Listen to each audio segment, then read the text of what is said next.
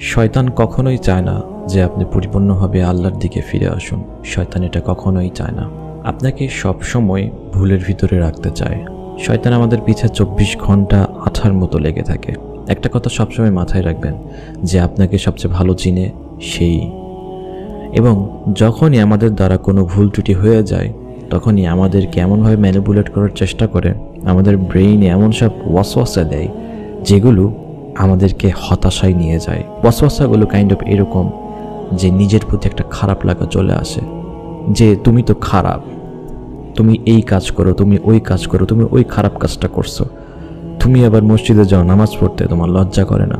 ঠিক এই রকমভাবে আমাদেরকে বিভিন্নভাবে ওয়াসওয়াসা দিয়ে থাকে, বলে যে তুমি তো গুনাহগার, আল্লাহ তো তোমাকে আর ক্ষমা করবে না, তুমি তো ভুল করো, তুমি ক্ষণে ক্ষণে ভুল করো, তুমি তওবা করে আবার পরেও আবার ভুল করো, আল্লাহ তো তোমাকে আর ক্ষমা করবে না। এরকম বিভিন্নভাবে আমাদেরকে শয়তান ওয়াসওয়াসা দেয় এবং আল্লাহ থেকে দূরে নিয়ে যাওয়ার চেষ্টা করে প্রতিনিয়ত। এক্ষেত্রে আমাদের করণীয় কি? এক্ষেত্রে আমাদেরকে জানতে হবে যে বিষয়টা কি, আসলে আল্লাহ কি বলেছেন, আল্লাহ রাসূল সাল্লাল্লাহু আলাইহি সাল্লাম এই সম্বন্ধে কি বলেছেন। আল্লাহ সুবহানাহু ওয়া তাআলা কুরআনুল কারীমে বারবার একটা কথা বারবার উল্লেখ করেন। যেমন কুরআনুল কারীমের শুরুটাই হয় বিসমিল্লাহির রহমানির রহিম, যার অর্থ হচ্ছে শুরু করছি যিনি পরম করুণাময় অসীম দয়ালু।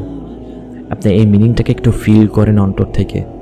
আর রহমানির রহিম, যিনি কিনা পরম করুণাময় অসীম দয়ালু। আল্লাহ সুবহানাহু ওয়া তাআলা প্রথমেই ঘোষণা করে দিলেন যে আমি হচ্ছি পরম করুণাময় অসীম দয়ালু।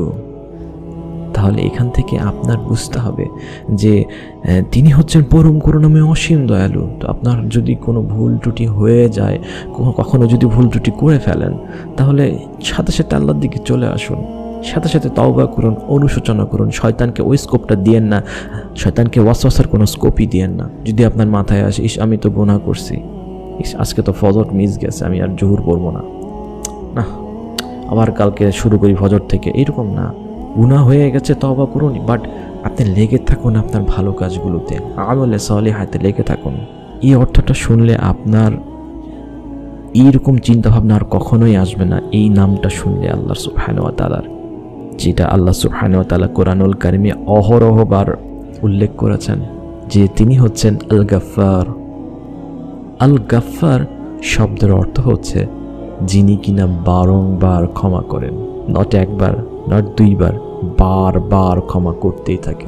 সূরা নূহ এর ভিতরে আল্লাহ সুবহানাহু ওয়া তাআলা একটা আয়াতে উল্লেখ করেন আস্তাগফিরু রাব্বাকুম ইন্নাহু কানা গাফফারা, তোমাদের রবের কাছে ক্ষমা চাও, নিশ্চয় তিনি পরম ক্ষমাশীল, তিনি বারংবার ক্ষমা করেন।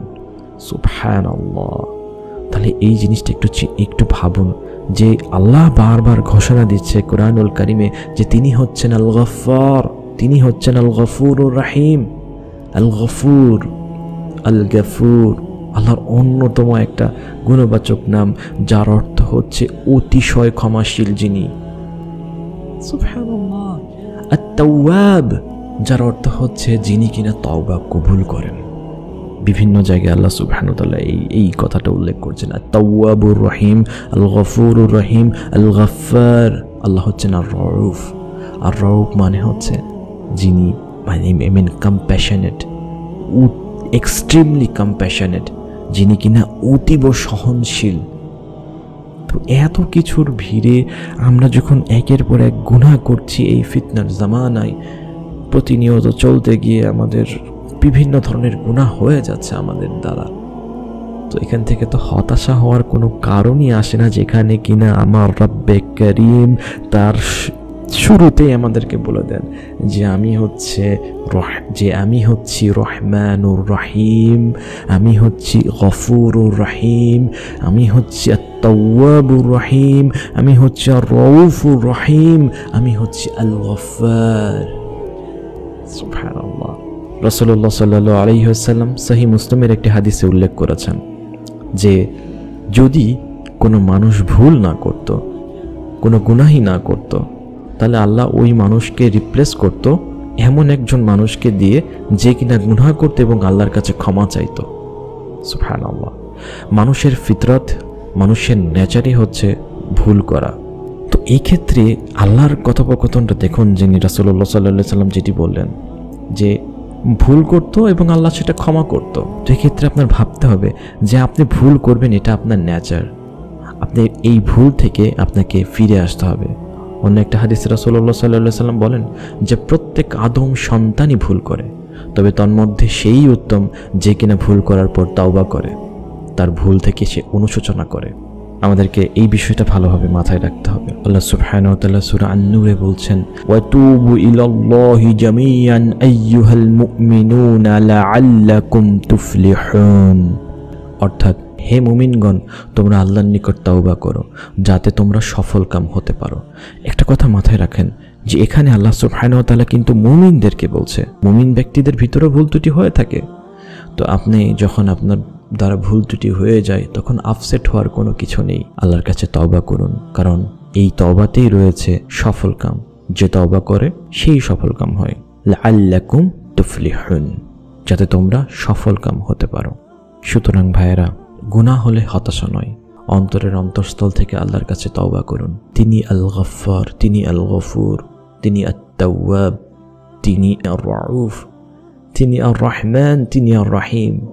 তো যে রবের কিনা এত এত দয়া, এত এত ক্ষমা, যিনি কিনা বারংবার ক্ষমা করেন, সেই রবের কাছে তওবা করতে আপনার কিসের এত জড়তা? সেই রবের কাছে ক্ষমা চাইতে আপনি কেন এত ভয় পান? সেই রবের কাছে ক্ষমা চাইতে, সেই রবের কাছে অনুশোচনা করতে আপনার কিসের এত চিন্তা? আপনি কিসের জন্য হতাশায় থাকেন?